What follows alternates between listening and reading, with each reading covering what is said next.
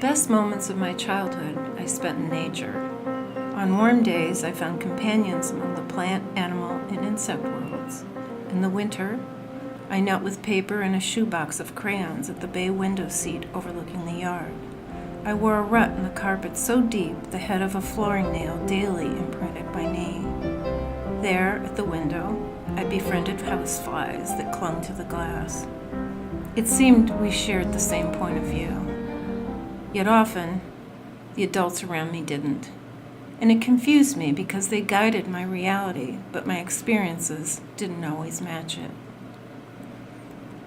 We lived in the country, and in the summer I would find four-leaf clovers in the overgrown space along the driveway. I found them year after year. My mother thought I was creating them deceptively by gluing on a fourth leaf. How could I explain that it was so much easier just to walk over and let them present themselves to me? I mean, she just wouldn't understand. After all, I couldn't convince her that Farmer Starr's young yellow horse appeared in the very same clover patch because I had prayed for a horse of my own. When we moved to the city, it took some adjustment. My heart was broken. In this new place, nature hid, not out of shyness, but its own preservation. And I learned to do that as well. There was no magic clover or yellow horses, not for miles and miles. I felt strangely alone, or so I thought.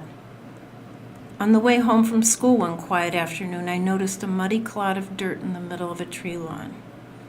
It was not dog poop, so I picked it up, pushed back the mud with my fingers, and discovered a glistening rock about the size and shape of a russet potato.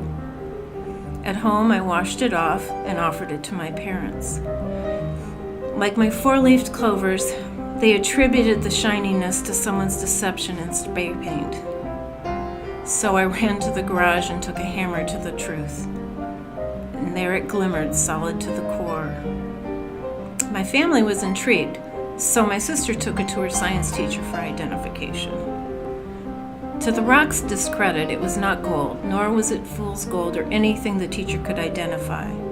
So everyone lost interest, except me. The not gold rock was meaningful and precious.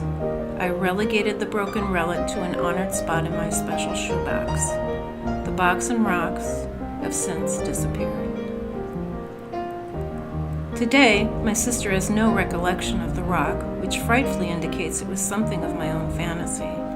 Just like childhood, that my own reality may in fact not be real shakes my grounding and stings me with self-doubt. So where exactly does that leave me? Clearly, I have no tangible evidence that my memories are truth. In the fall of 2006, while relocating from New Mexico, I stopped at a rest area.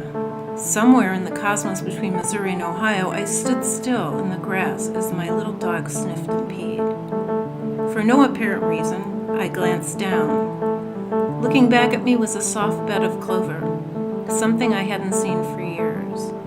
Despite my imperfect vision, I immediately zeroed in on a clover with 4 leaves. Now, every summer, wherever I go, I have found 4-leafed clovers. Looking doesn't help because it seems that they find me.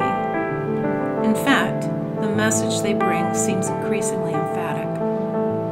This past spring, on a trip with my granddaughter, we stopped at a grassy side of a parking lot, once again for my little dog.